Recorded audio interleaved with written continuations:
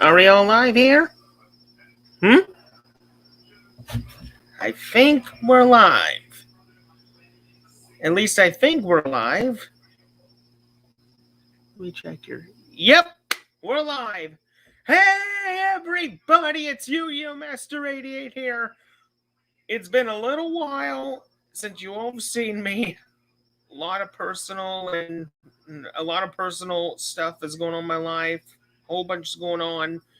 But I finally have a lot of time on my hands to come back and do videos for you all. I apologize for basically keep going away and coming back as I do, but just so much gets in the way of my life, and I just gotta take care of my life first. So I hope you all understand. Anywho, welcome to the StormOS open chat. Basically, this will be a I mean, not StormOS open chat, StormfishOS open chat. Sorry, sorry. Basically, this is going to be an open chat talking about StormfishOS, the newest distro on the block. So, we're going to get to the discussion in just a few minutes. But just letting you all know, let's get some house cleaning done first. If you all enjoy these live streams like you have in the past, please, and you all enjoyed this one, please smash that like button and support my channel. Thank you. Also, the video schedule is going to be back on track as of next week as well. Like I said, a whole bunch of things got in the way, but I am finally back, thank goodness. So hopefully I can get on a consistent schedule. Let's hope and pray for that. Also, a few other things that I want to add as well before we all get started. The next episode of Linux History Shorties will be going out in January. I had to delay it for a little while. I know. You all wanted to see it, but I had to delay it. I had no choice. But it's going to be going out in January. I forget what the top of it's going to be, but we'll cross that bridge when we get there, and I'm pretty sure I'll think of something. Next up on the house cleaning list is I want to personally thank all 200 plus subscribers that I have on my channel. It means the world to me that even though I've been away for a pretty long time, you all still watch my videos, you comment here and there, and you help me to be a better YouTuber. So from the bottom of my heart, thank you all so much for sticking with me. That's pretty much really all I can say is thank you.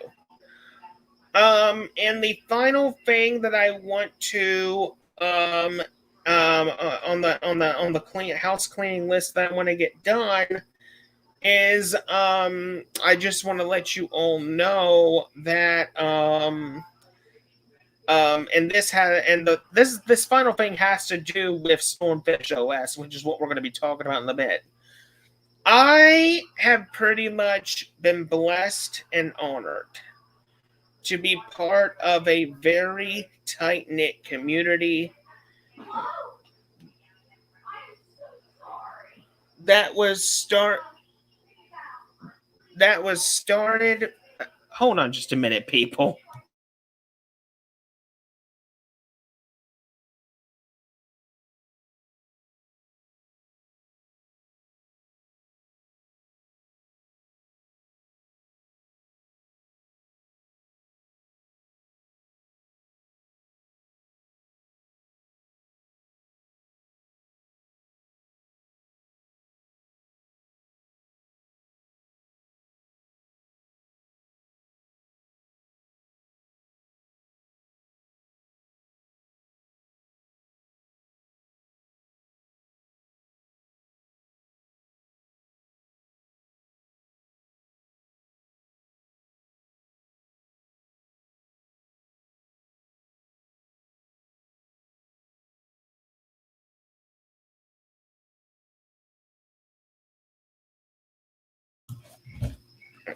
Okay, I apologize for that.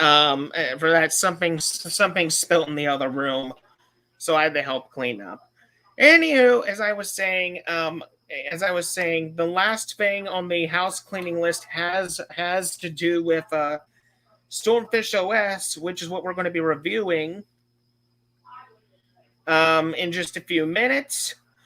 I have been blessed and honored to be part of such of a tight knit community that is involved in StormfishOS, and you're going to pretty much meet some of the members on this team.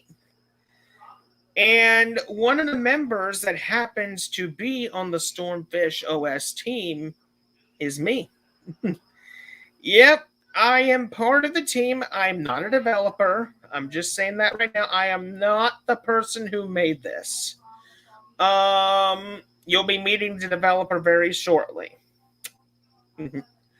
I am mainly a contributor and a tester for the project, and over the last few weeks that I've seen this project, in my honest opinion, it is going to be a rising star in the Linux community, bar none. That's my honest opinion. The people there are very, like I said, a very tight-knit community, very nice, very respectful. We help one another. It's an awesome group of people. Very awesome. But anywho, I'm not going to waste you guys' time, so I want you all to meet a few of the members of StormfishOS so we can discuss this. So hang on a minute while I invite some people.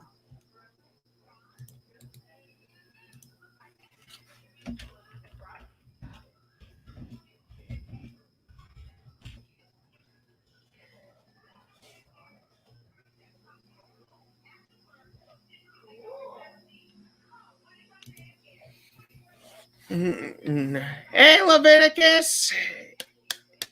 You just came in just in time. I just got finished with my intro, and we are about to kick this party off by talking about the next rising star in the Linux community, StormfishOS.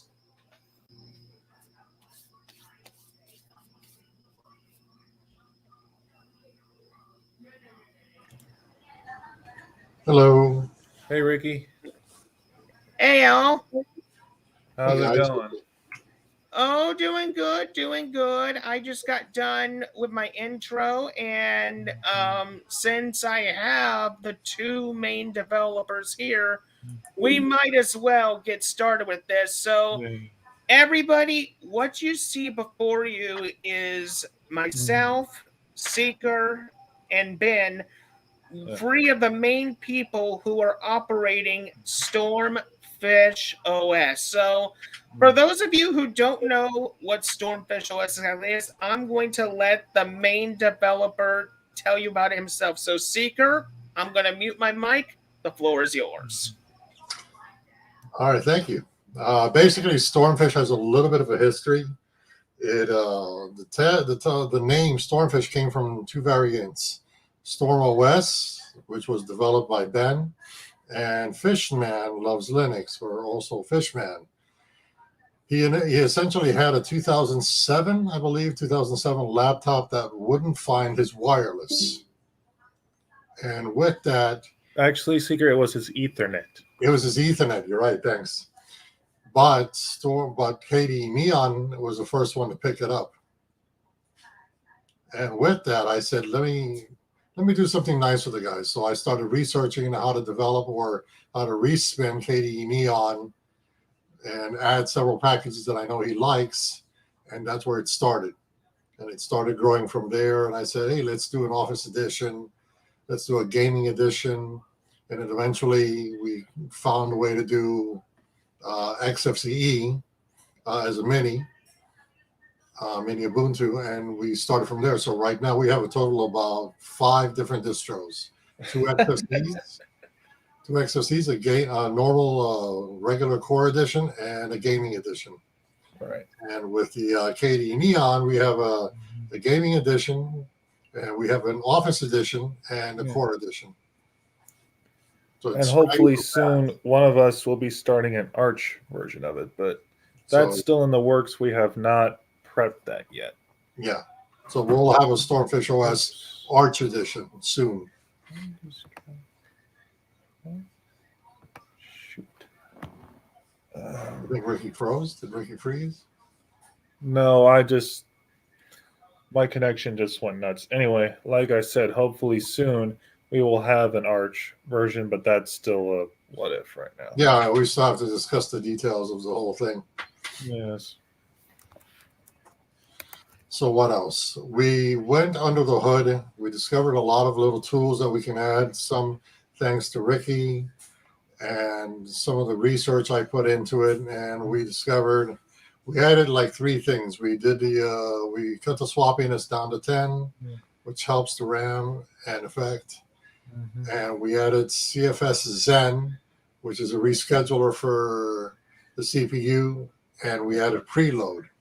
Those are the 3 main components that actually help speed up the information. We also looked for programs that were lighter than a flat hub.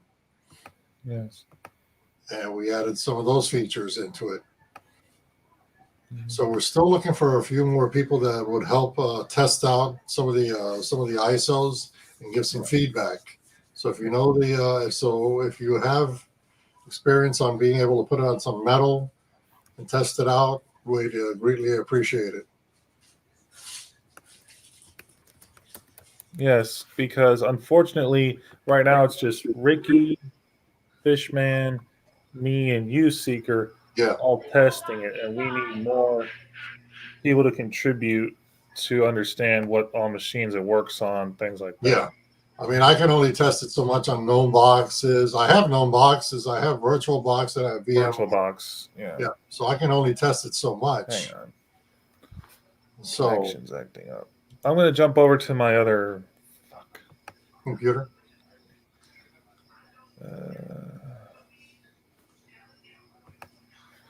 Try my other computer. Wait.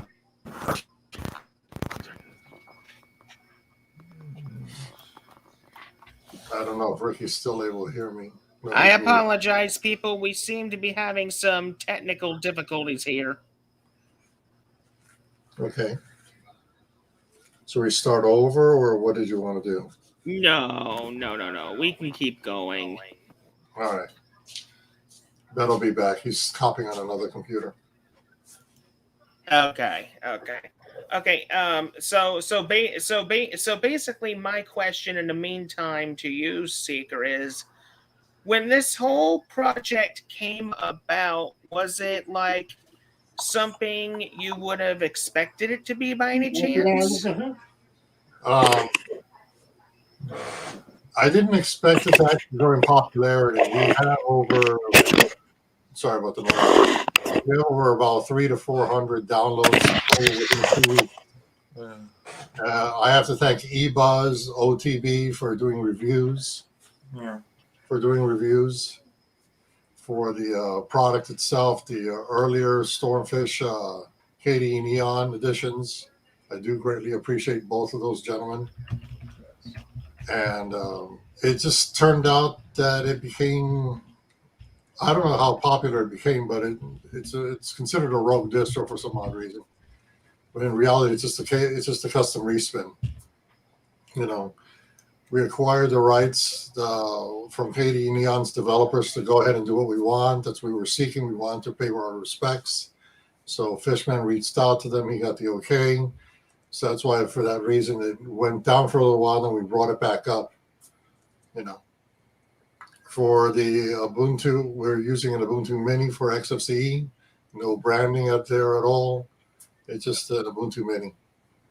Yeah. Well, Ricky just dropped, so we got to wait for him to come back. Okay.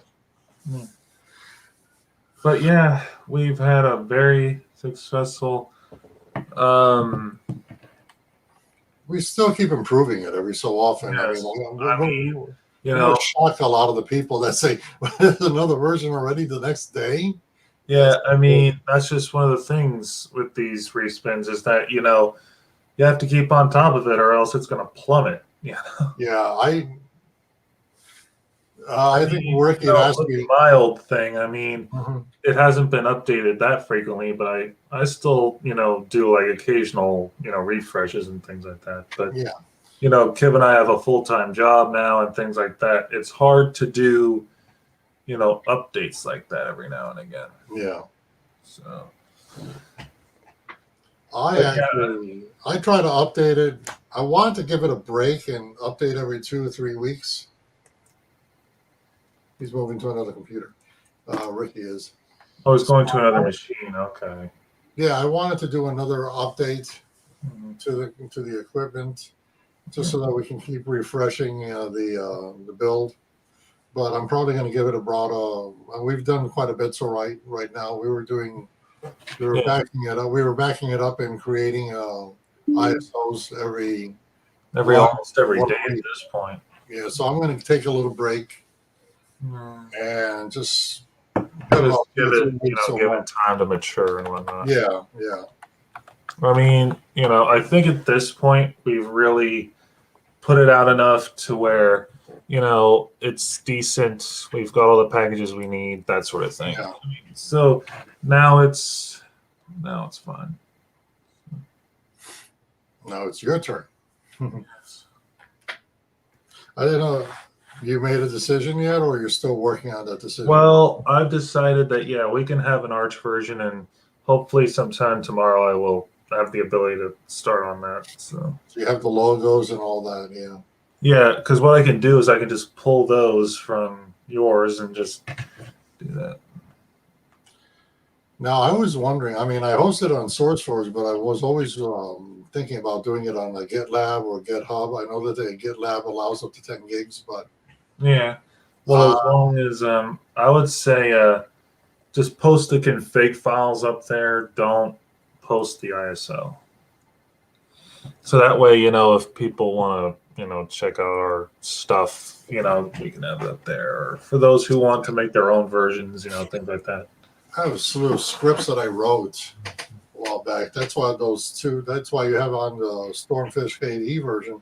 You have the instructions that give props to a lot of people. Yeah. I think I have to update it to include Ricky and a few others. Yeah. We have wget-m Yeah. and a short timer reminder. Yeah. Then I added Osmo because that's what Fish was using. I said, let me add that in. And it's a good scheduler program. The other program I want to add in the KDE version was Planner for the Office Edition. Okay. That's a Flat Hub, which unfortunately pulls down quite a bit of information. Yeah, that makes sense. You know, too big. Yeah, that might end up being a little bit large. Yeah. Yeah, I know. I mean, you know, it makes sense to add a little bit more, but not too much because we don't want to overbloat this system. Yeah, we reached already what 3? I mean, if it's 3.7 gigs. Yeah, 3 point some gigs is a little bit large. Yeah, oddly enough, what I've noticed is when I'm uploading in via FileZilla, it says 3.7 gigs for, say, the gaming edition for KDE, and I see automatically 2 more gigs, which is kind of interesting. And I was explaining that it might be the true number.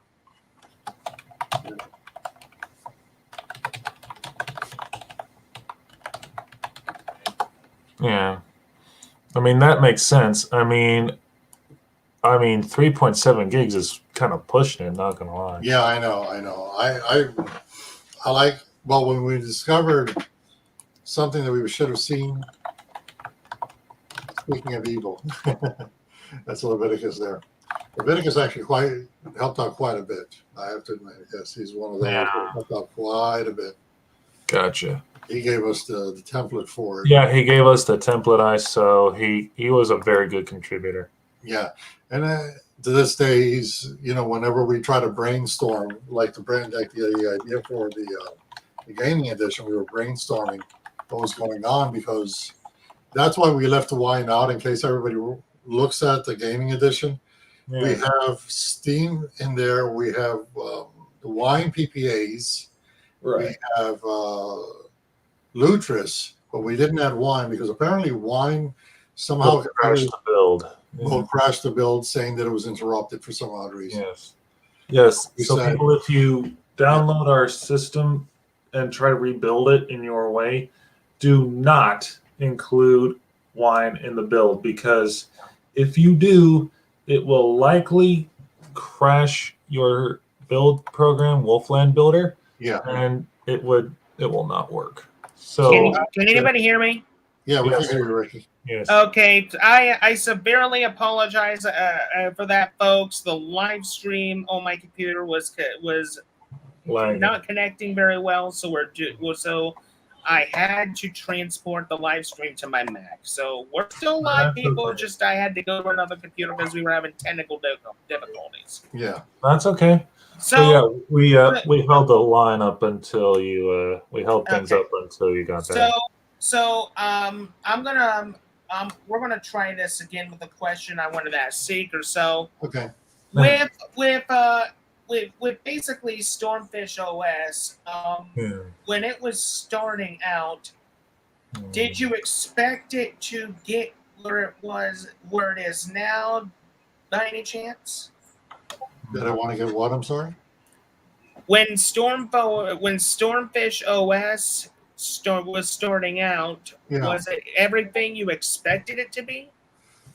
No, because I had to. It was at first. Then I realized the potential that we can do more with it and other features. I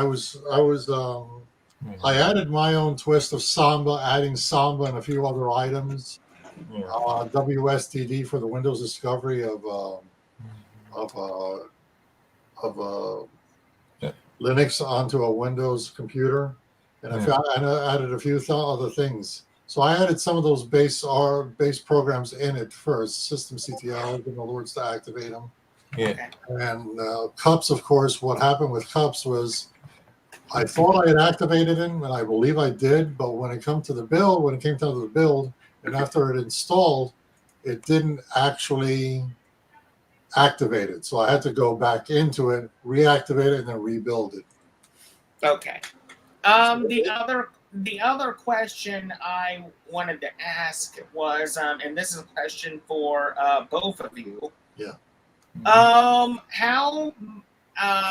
much time did it take in the very beginning, to plan out the icons, plan out the theming, and plan out the direction you wanted to go in terms of, updating the OS stage by stage?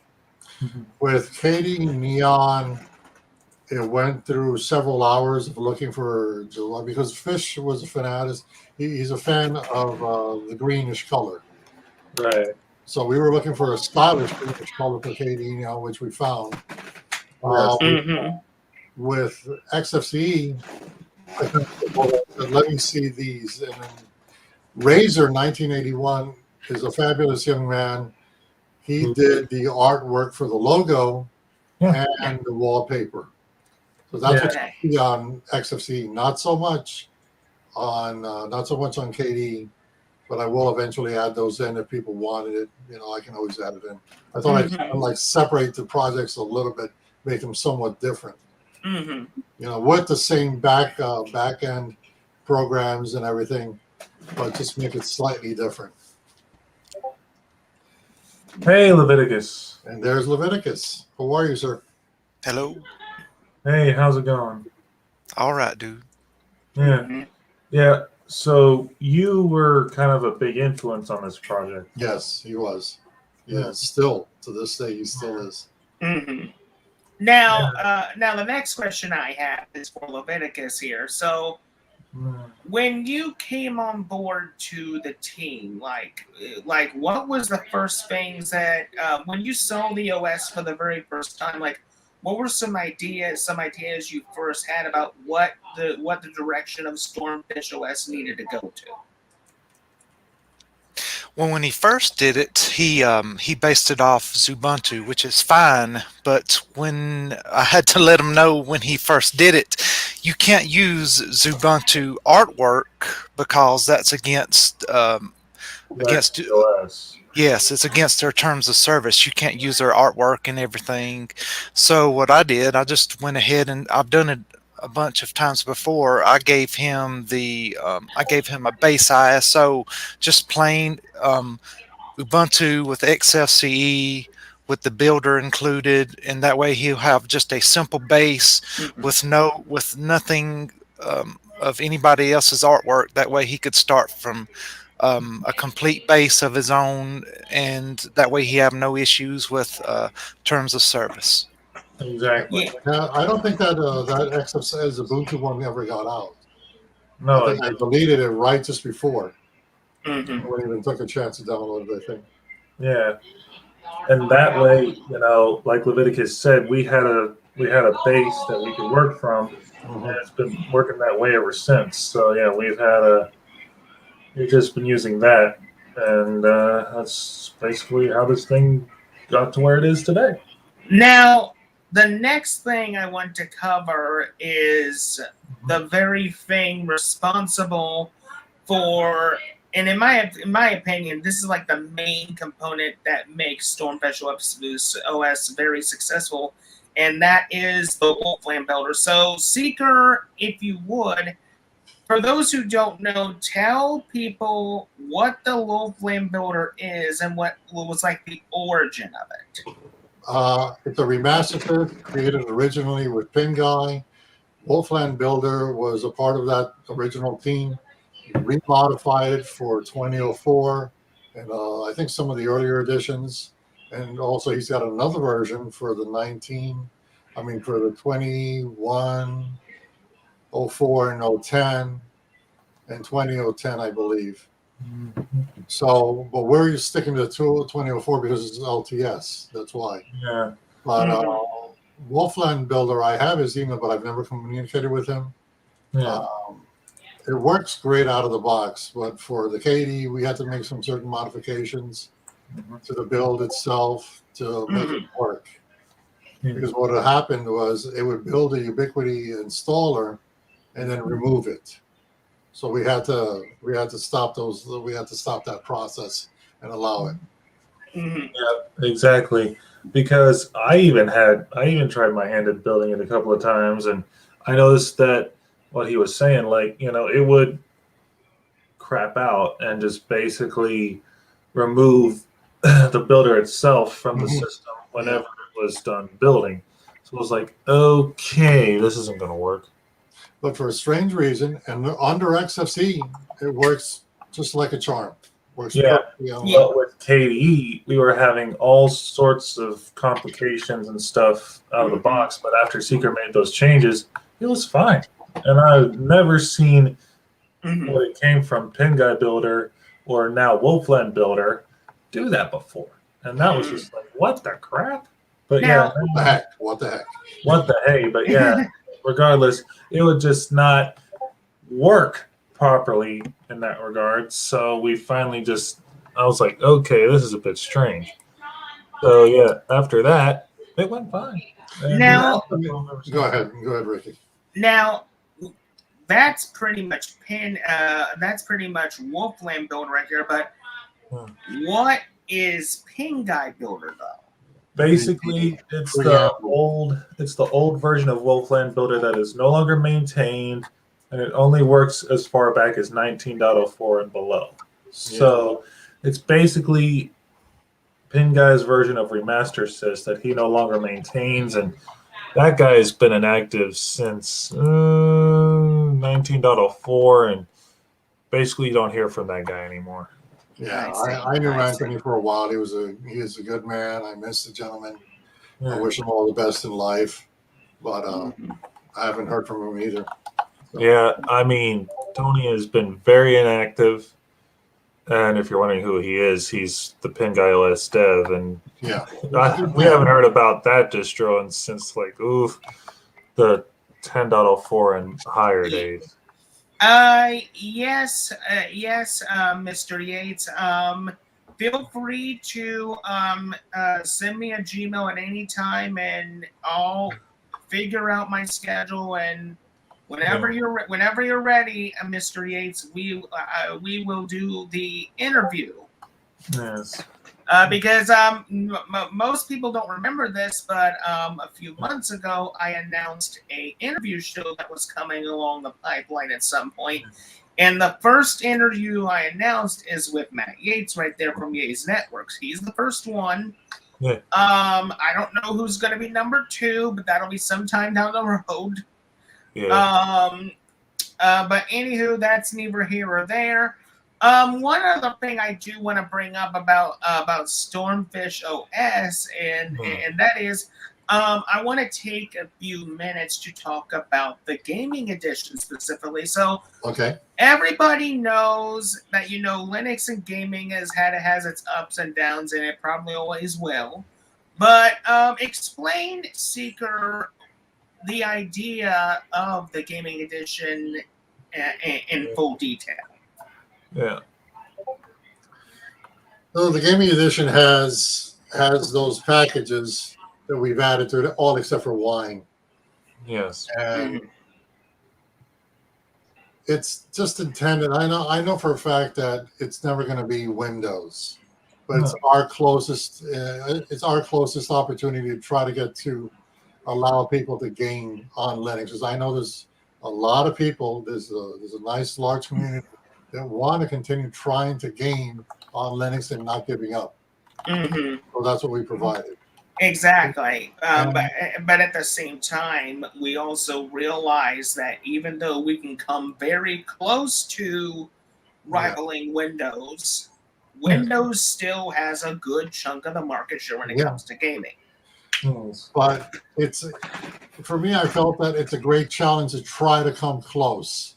And exactly. In other words, why are we on Linux? Because we try to use an open source software on a FOSS environment or an open source environment to try to do things that don't require Windows. We've come close. A lot of us don't need Windows anymore. I don't use Windows except for a laptop for school, but I only have Windows on one ThinkPad right now, but that's my scheduling computer to schedule my days and stuff. And I also have a Windows VM that I do some stuff here, some other projects here and there. Other than that, I don't use Windows. I mainly use Linux, and I mainly use Mac OS now. I don't use Mac. I just use the Linux. I'm actually running the KDE plant, the Office edition on my main tower right now. Now, I will advise everyone that the builders do have some odd issues that they don't allow for UEFI. You would have to go to a legacy mode, or in some cases you can still use some form of EFI into the system. And that was an unfortunate discovery, but I looked at Cubic and I was just reading some of the articles for Cubic on how to do it. So I was looking for an alternative method of building it. Yeah. And even they say this will not work on certain BIOSes. I see. So essentially, for the foreseeable future, StormfishOS will be mainly an MBR system, basically. Yes. It has EFI. It has the EFI flags and partitions, but we've wrapped our heads around it. We've looked at all the distros that have UEFI. We've mapped it as best we can. It just don't work. It just doesn't work. Yeah, it's not very good on a EFI system. Yeah. Now, when it comes to the foreseeable future about the Arch derivative Stormfish, now I'm just letting you all know, as a contributor, I did offer these guys some ideas about how the Arch derivative would work, since I'm pretty much an Arch person myself, and I know Arch. I'm like one of the many people that know Arch like the back of his hand and beat. Essentially, one of the things I offered to them was for the Arch derivative to use the LTS kernel. Now, some may say the normal kernel, you need to keep Arch updated all the time, but this is the big problem with Arch that nobody really talks about. And you can fit Manjaro into this same pattern. To me, this is the way I see Arch. Yes, it's okay to update a system. But But at the same time, what if a bad kernel comes through? And when it comes to Arch, bad kernel comes through, you're done. You got to redo your whole system all over again. When it comes to the LTS kernel, your chances of that happening are very, very minimal. The LTS kernel, in my opinion, is much safer than a normal kernel any day of the week.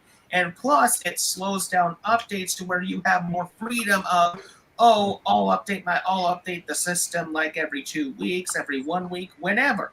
You have more freedom that way.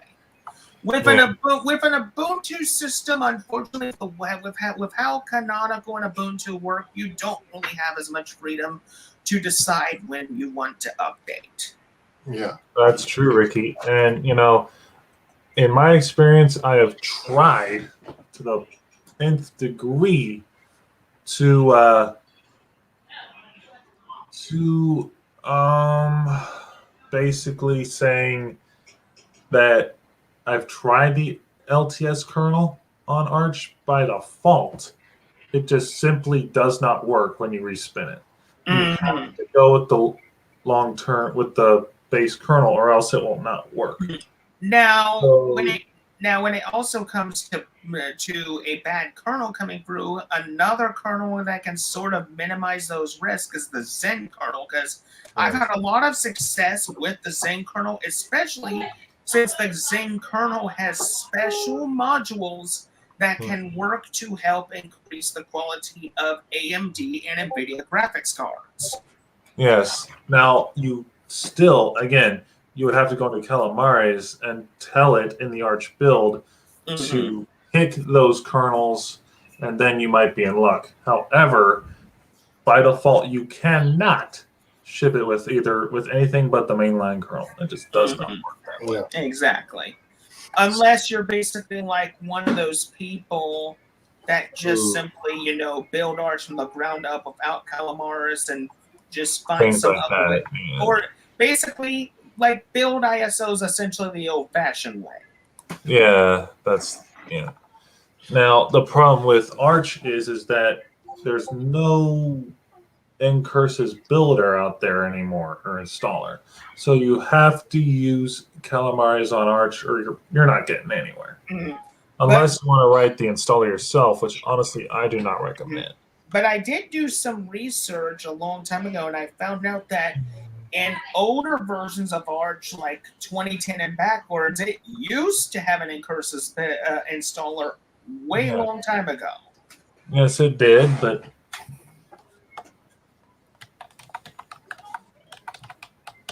yes, it did. But I mean, and like I said, you ship with the LTS and the standard kernels, and you should be fine.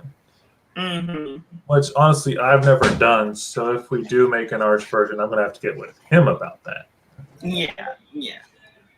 But I think, in all honesty, I mean, the Arch derivative of Stormfish OS has a very good chance, and we have decided, people, that it will be XFCE.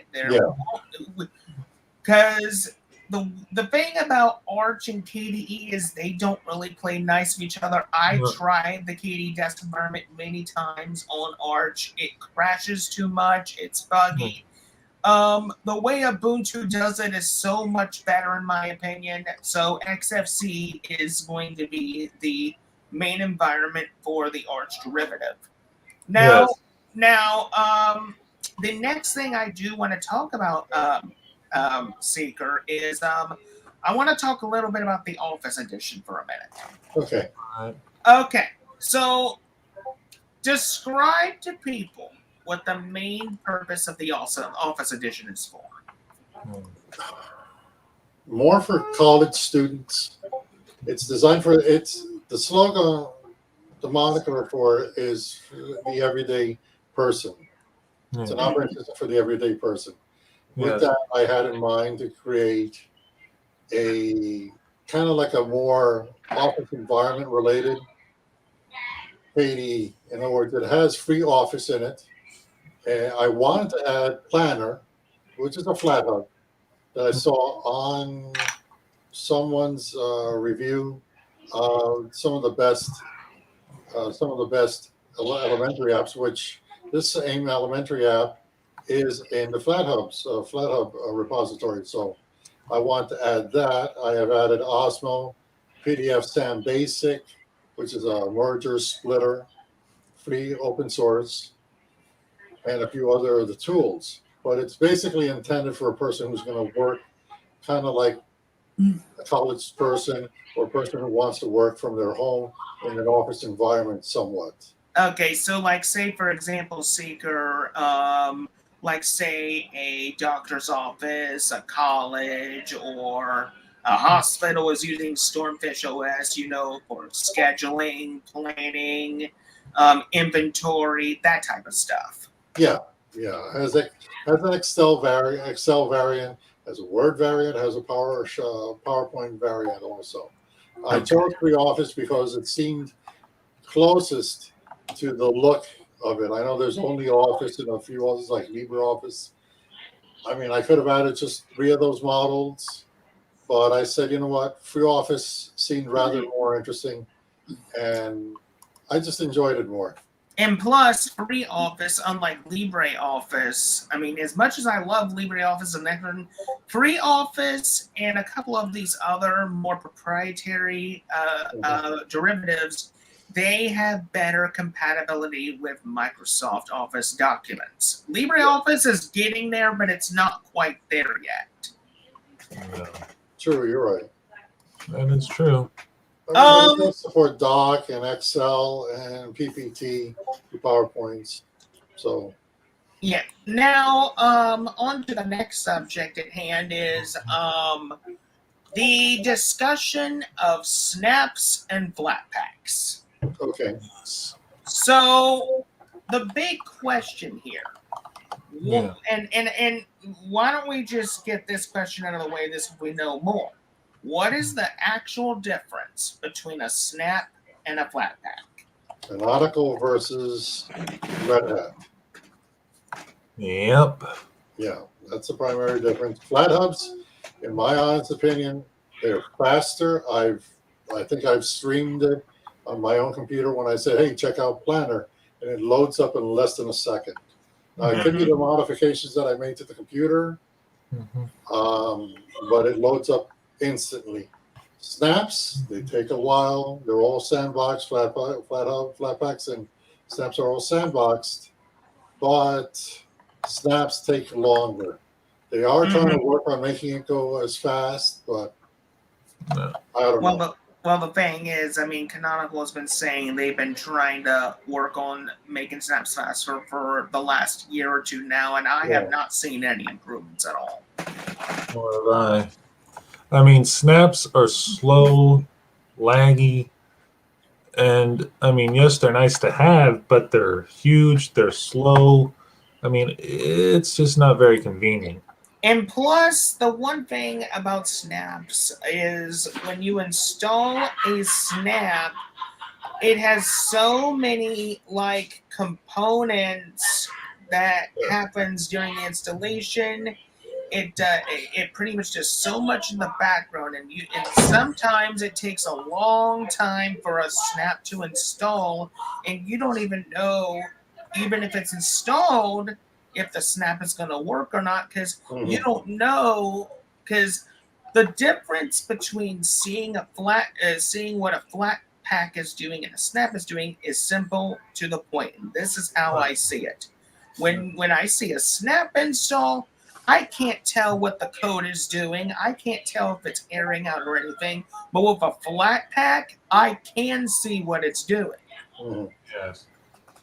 And that's the unfortunate thing about, these snaps is that you don't know if it's working properly or not. So it's very hard to tell if it's going to work. So you sort of just have to go with your gut on it, unfortunately. Now I will have to interject with this. I mean, people also talk about app images, and I've used app images. I use app images on a few occasions. App images to me have a lot of good promise. They're getting a lot of good praise. In fact, if you watch some of DistroTube's videos, he talks about this wonderful application called the App Image Launcher, which allows app images to be a little bit more reliable to the desktop. Yeah. I don't know all the details of the video. If you want to check it out, go look it up yourself. Isn't app images a little deprecated though by now? I mean, they haven't updated much of it anymore. I mean, some app images are deprecated, yes, but there are some that are still active. Like the app image that still keeps getting updated is the app image for my favorite cleaning app, StayServe.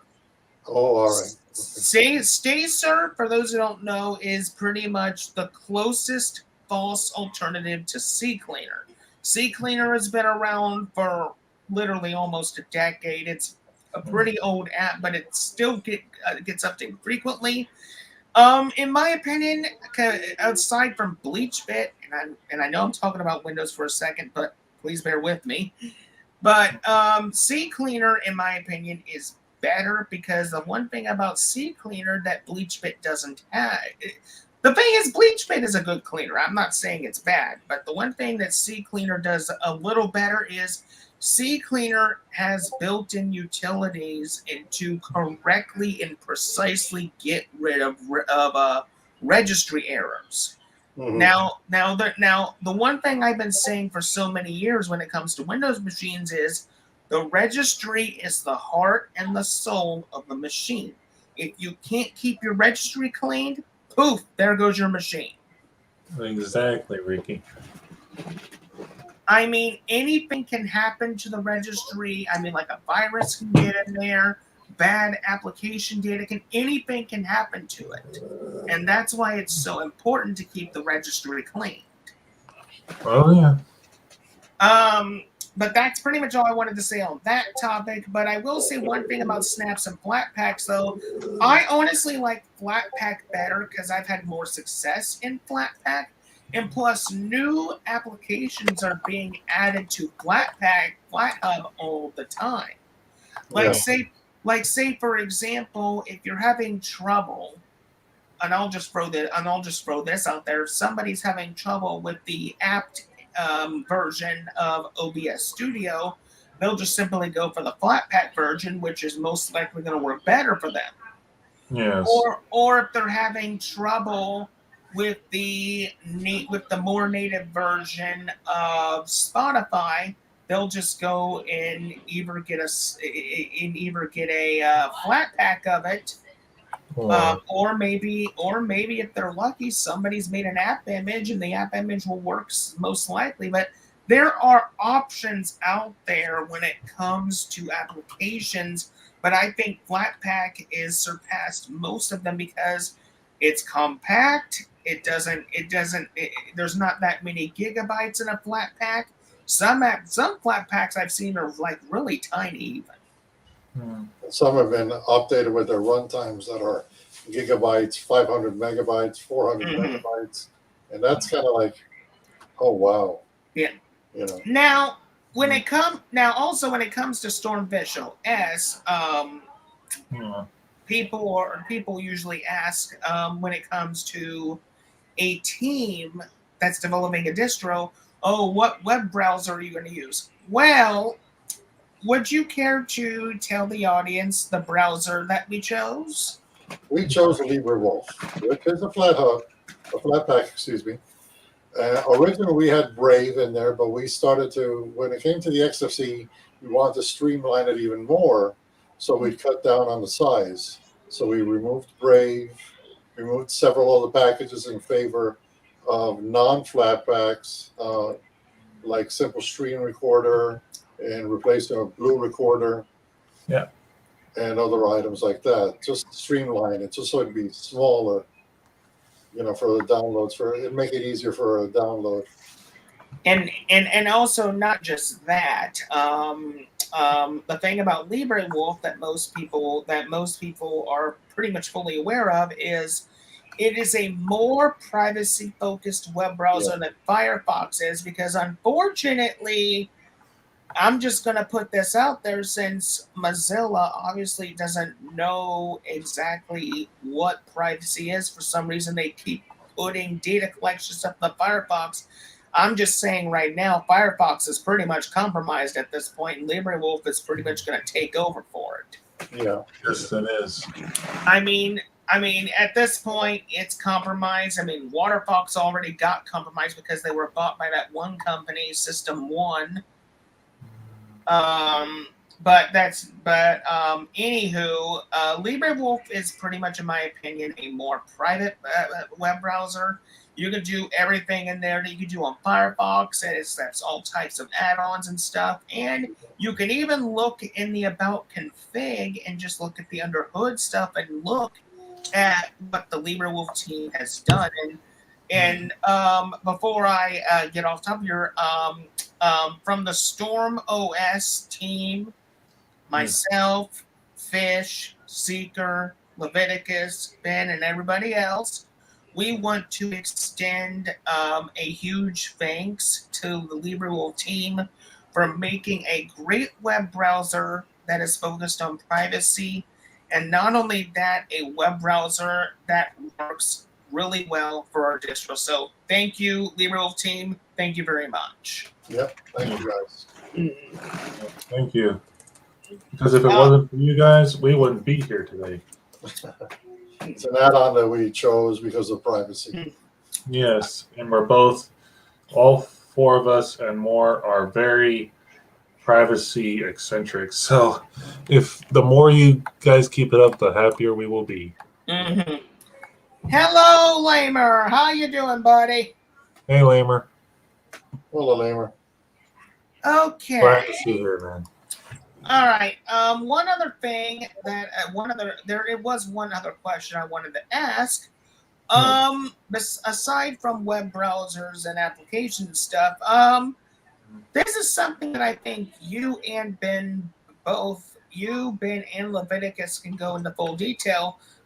Explain to the audience how the theming was developed, the ideas for the themes, the icons, and all that. Well, we looked at icons for XFCE or for KDE.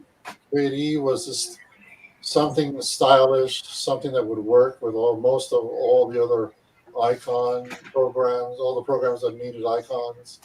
And we were lucky enough to find Nordic and a few others that were greenish or bluish. Yes. And I just got lucky that I was searching for it. I was looking through several views for it. And I really appreciated finding one that would match for something for a fish. Yeah, and then he came to me and asked me, to make the start icon. And it basically was my Arch logo that, the StormOS logo based on Arch that Razer made for us. And, we took that and I colored it green in honor of fish, and then sent it back to Seeker, and then we went from there. And he found the nice Manjaro cyan icons and theme and whatnot, and then we used that for a while, and then he went to Nordic, and we left it at that, and we put it there, and and then he went and asked Razer to make another wallpaper, which we currently are using right now. Yeah. And another start icon, and that's where the theming went. Mm-hmm. The start icons that we have for XFCE are probably going to be the ones that are going to be migrated over to the KDE version, only because it matches it more. Mm-hmm. For our symbol, I mean, it's on our SourceForge page, right on the front. That fish, that fish there. Yeah. And, we have the Stormfish logo wallpaper that was done beautifully. And I'm currently working on, and this is going to be probably down the line, maybe 2 or 3 weeks or a month, we're going to look at replacing the startup boot menu. Instead of that gentleman that's looking over you, kind of like a whitish gentleman looking over you, we'll replace it with something else. You guys talk amongst yourselves. I have to go take care of something. I'll be right back, okay? All right. Yeah. But yes, folks, as we said, we are soon going to have an Arch variant that will hopefully start on sometime tomorrow. I can't say when we'll have an ISO ready for you guys, but hopefully soon the team and I will get together and start on that. since I only know some things about Arch enough to run it. Yes. So we have to fall on you and Ricky And everybody else. Yeah. everybody else who can contribute to that. Yeah. And I think I'll be the main dev for this one because that's how it was in the beginning. And we'll still call it Stormfish, but we'll have like Arch or something on it. So yeah. Yeah. Because I already have all the build files for the Arch version and whatnot. We're just going to rebrand it and things like that. So Yeah. yeah. And yes, guys, I will probably take down the StormOS SourceForge and all that kind of a thing because honestly, it's just not seeing a lot of progress and things like that. So yes, unfortunately, StormOS will be going away, but it'll be replaced with Stormfish Arch. So, Yeah. And for that, I thank you for coming on board. Yeah. So unfortunately, yes, tonight marks the death of StormOS, but like I said, Stormfish Arch will be taking over, and yeah. So as of tonight, there will be no more StormOS.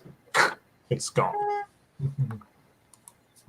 I mean, I tried StormOS a few times. I mean, aside It's from not bad, but I mean, it was pretty good. It was pretty good. It is good, but I mean, there's no need for two different versions of StormOS anymore. There's just For the AUR, you're going to use a lot of packages for AUR, knowing that they might break.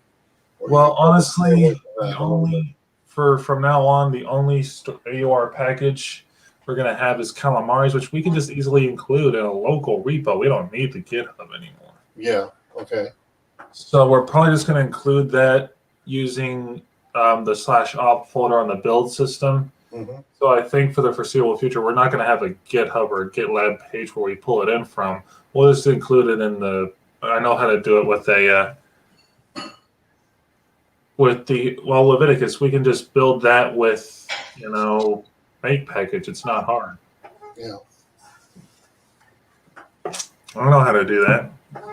I mean, Pamac, I know it gets updated frequently, so that's no big deal. But yeah, I think I'm going to take down the GitHub repo because honestly, we don't need that anymore. I know how to build it with a local repo. It's not hard. Okay. But yeah. GitHub anymore for the repos? Yeah, we just have to access the AUR with Yay or Paru or something like that. Mm-hmm. Build it, boom, done. It's not hard. So, folks, you heard it here. The death of StormOS. And the birth of Stormfish Arch. OS. Yeah. For an Stormfish OS Arch. Yep. Yeah. So, yeah, this means we will not have we're going to rebrand my website as that one. So. Okay, so Pamac is not maintaining more. Well, then what do we use for GUI package manager? Because I know they're not going to want to build packages from the terminal for newbie users. I mean, if Pamac's not built anymore, what are we supposed to do? That's bad. Are they coming up with a different name for it? I mean, I don't know. He says you can still Pamac, still use it, but it takes some extra work. Well, we can worry about that tomorrow. We don't have to worry about that tonight. Yeah, it's just, if it's a little bit harder, so what?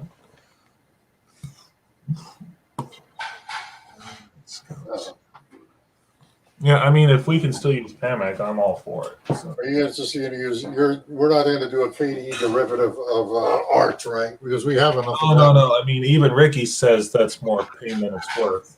No, just stick to XFCE. Yeah, we're just going to stick to XFCE. Yeah. And so, yeah, folks, we are not going to have a KDE rebuild of Arch. I mean, I know that, there are some people out there who like KDE, but, in this case, it isn't going to happen. So, No. Yeah. It's just one of those things where, we would do it, but like Ricky said, KDE is just too much. I mean, we have the neon system already. It's Yeah, we do. So it's just one of those things where we're not going to have it. Let me see. But yeah, as much as we'd like to do it, like he said, it breaks a lot, and Arch already is a pain in the neck to maintain as it is. So we're gonna have XFCE and that be it, because we already have, like Seeker said, 5 ISOs on our plate, and this is just one more that we have to maintain. It's just like, yeah, no. Well, regarding the website that you have, is there a way to create it as a Stormfish website, or did you want me to find? Yeah, we can probably change it to Stormfish. I would just have to get with Gwen, who made the website, or look at the code and just see what we can do with that. Well, I think Fish actually said he might build a website, so if you want to give him access to that. Well, it's with GoDaddy, so I can send him the login, and because Gwen has made us an email for that in Gmail. All I'd have to do is contact him if it gives us a login code, and he can give me the security code to it, and we're good. So yeah. All right. So yeah. Already established website, so we'll just have to send it over like that. So yeah, so we'll just have to do we'll get Fish on the website tomorrow, and he can spice it up and that sort of thing. Yeah. So well, surprisingly enough, guys, all of those that are listening to us or watching us, the project has taken off thanks to eBuzz and OTB and all those promotion that I've done. Yeah, it's just amazing. Even one person commented, says that's amazing for 2 weeks, almost 400 downloads. Yeah, it's not likely that you'd ever see that in some other devs. SourceFish programs, not sources, SourceForge programs. Yeah, but that's pretty impressive. Yeah, it is pretty good for a small distro. So. Yeah, I mean, I didn't just do it alone. We had the support of Leviticus, yourself, Yu-Gi-Oh, Ricky, I should say, Fishman, everybody else. Everybody in our. If you ever, I think. We should, Ben, do you think we should just open the link to our Discord? Well, if you want to. I mean, I don't see anything wrong with it. But folks, if you do join, there is a rule to where... It's an unwritten rule, but it's a rule. It's not a written rule, but it is in there. Please do not troll, spam, anything like that. We do not condone that. So please, if you join, be civil to us. And also be patient with us. We all have jobs. We all have things that we do during the day, sometimes of the week. So if you don't get an answer to your question right away, someone will get to it. That's all we ask. I'm going to post a link to our Discord channel. If we're still looking for testers, we're still looking for contributors or /contributors testers. Yes. Other ideas. Now, and, if you have a question, and it's like I said, if you have a question, it's not answered right away, don't worry about it. We'll get to you. There it is. I posted the Discord. Yeah, Discord and I'll repost this in the YouTube chat because that was the private chat, not the YouTube chat. Okay. All right. So post it. There we go. So there you go, folks. Welcome to the. If you join, welcome, and myself, Seeker, and Ricky are all moderators, as well as I think Fishman. Fishman, yeah. So if you have any questions, and the four of us or anyone else on the team can answer you when we get to it. So, and we will be there after this broadcast to take questions, things like that. So we'll help you out as much as we can. So.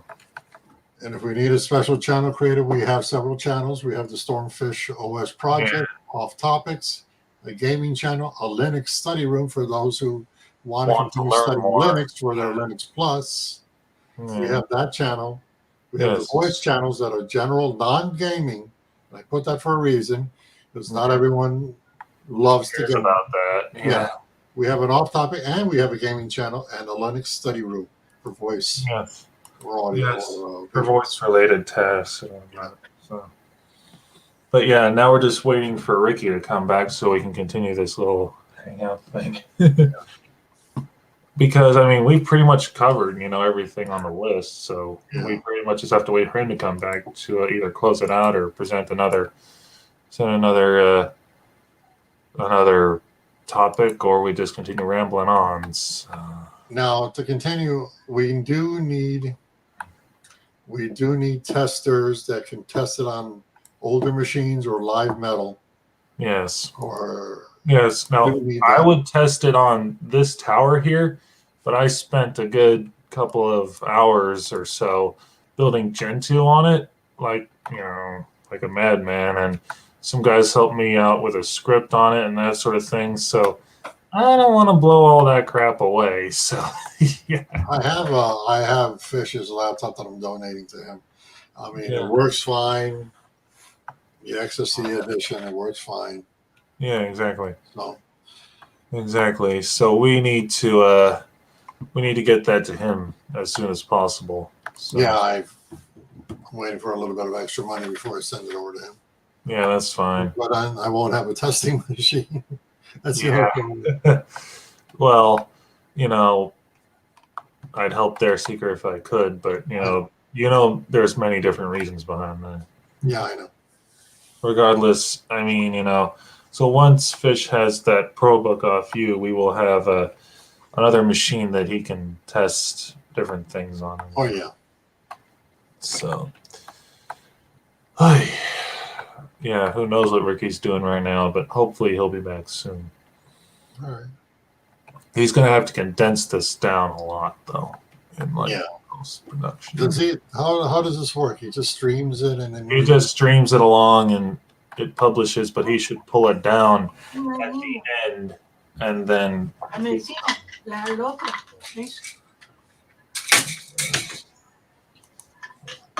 Anyway, I'm going to let you guys prattle on, and I'm going to go do some other things. So if Ricky comes back and asks why I left, tell him that, Ben had to go do some other things.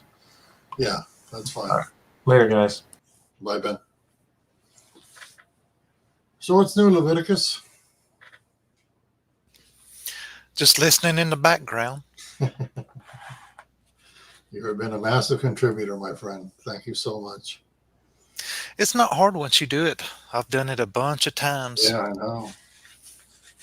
I know. I have to learn from the master himself.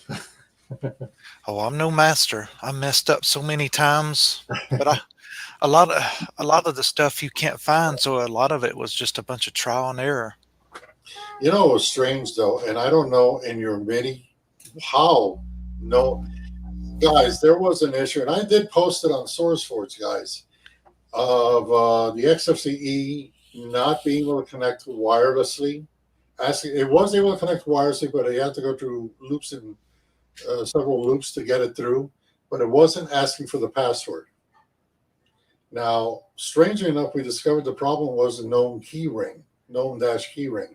Somehow that ping got into the build, which caused a delay in opening up network connections, network manager connections, and allowing it to ask for a password. Once I got rid of it, it was faster in responding, and it asked for the Wi-Fi password. So, but this is in the XFCE editions, so I'm not sure where the known keyring came from, but at least we have that problem resolved in the latest XFCE editions, both the gaming edition and in the normal core edition.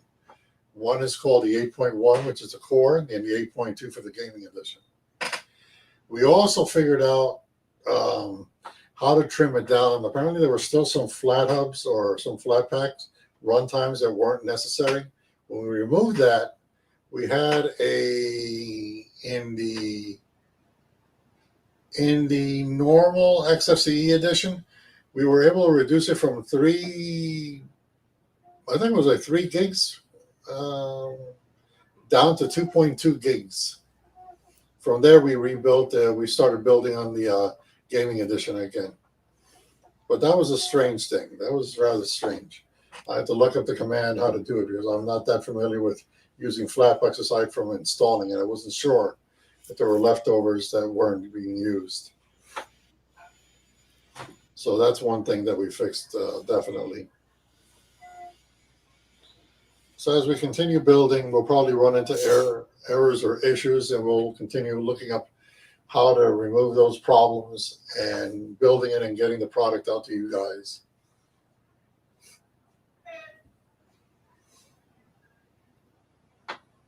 So if we stay quiet, I apologize. It's that we're not sure what else to talk about without our host here.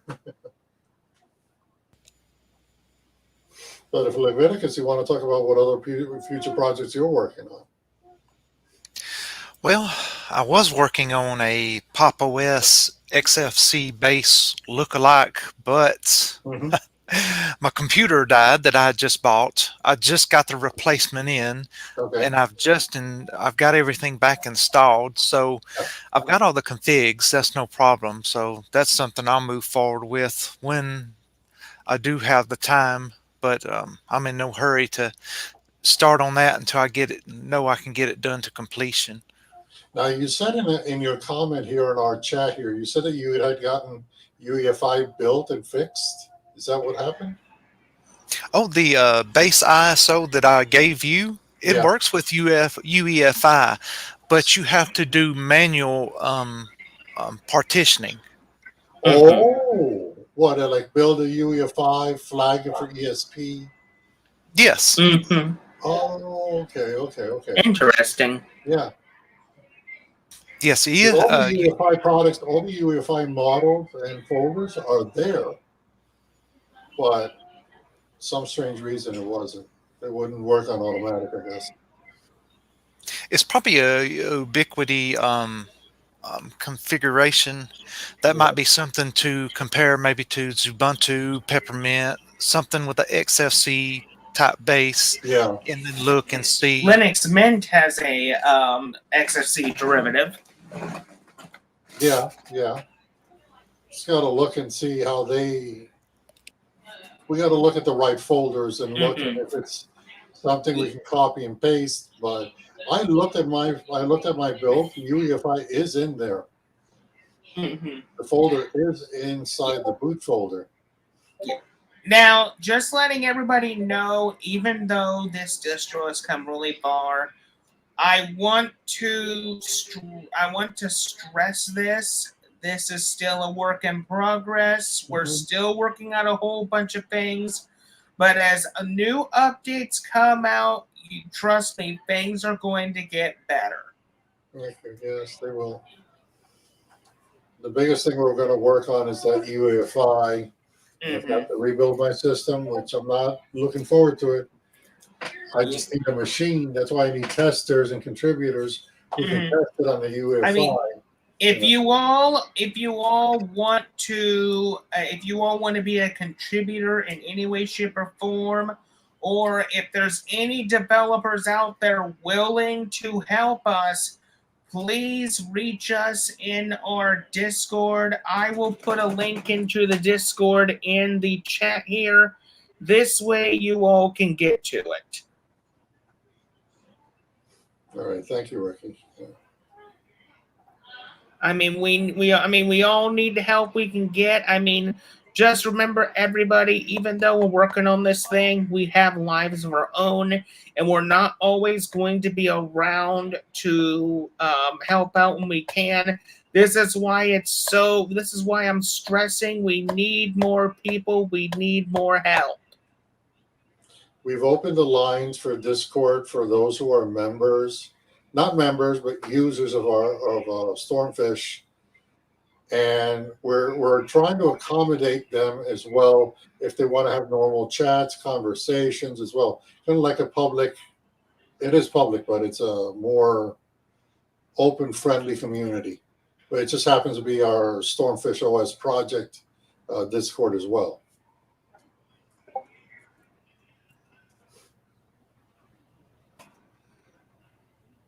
Okay, I just put the link into the chat here. Like I said, any help is grateful. Any help is grateful. We appreciate everybody who has come on board. Thank you, thank you, thank you so much. Also another thing that I can't stress enough is to current other contributors besides myself and Leviticus and Seeker, Ben, Fish, everybody else. To everybody else, thank you so much for being a part of this community. Thank you. Thank you, guys. Really appreciate it here. Thank you so much. But anywho, it's getting close to time being run out here. I want to ask one final question, and then we'll start to wrap things up.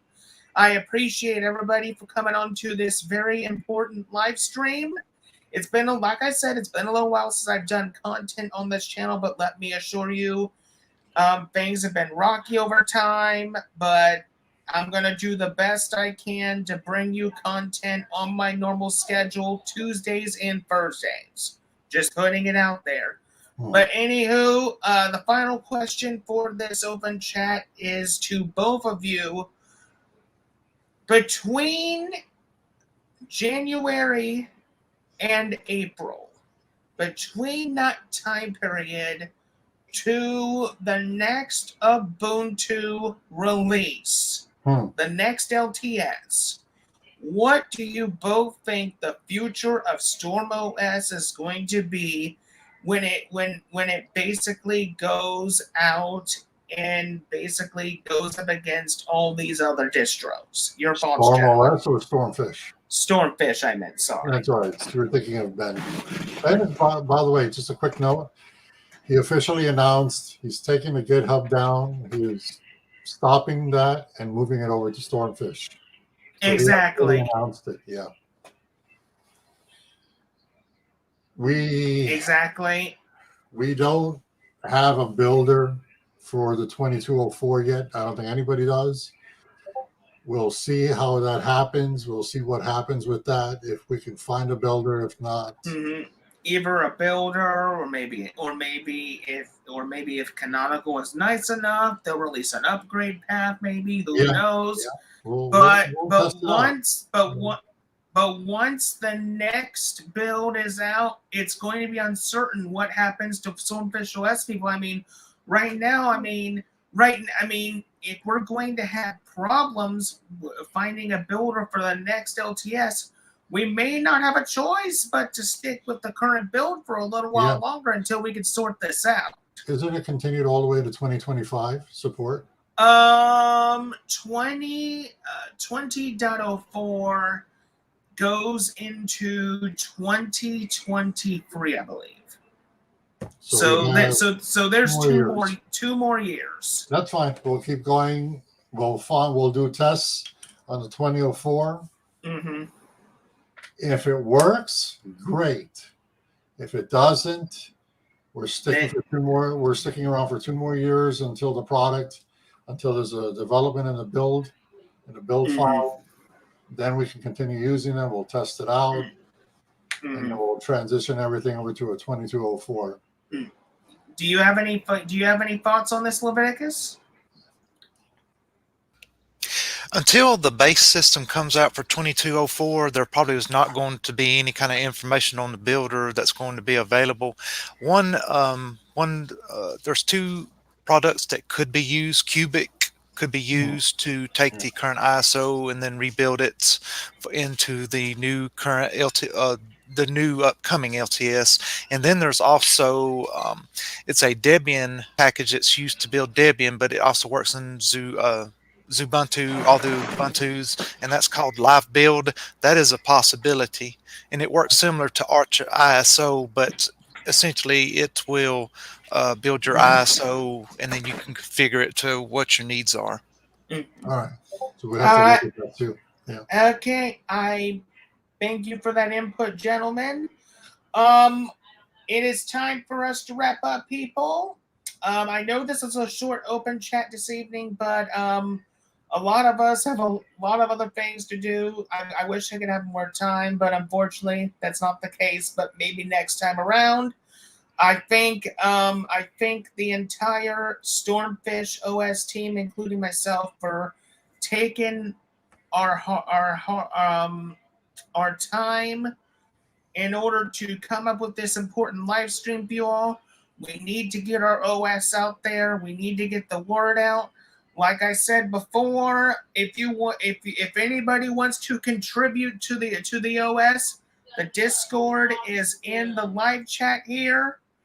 Feel free to join. We need as many people as we can. But other than that, I thank everybody for being here. I thank you all so much for watching. And until then, this is Yu-Gi-Oh! Master 88 saying see you later. Thank you for watching, people. Have a good night. And I will see you tomorrow night for some amazing Yu-Gi-Oh! Trading Card Game content. Have a good night, people. Later. Good night, guys.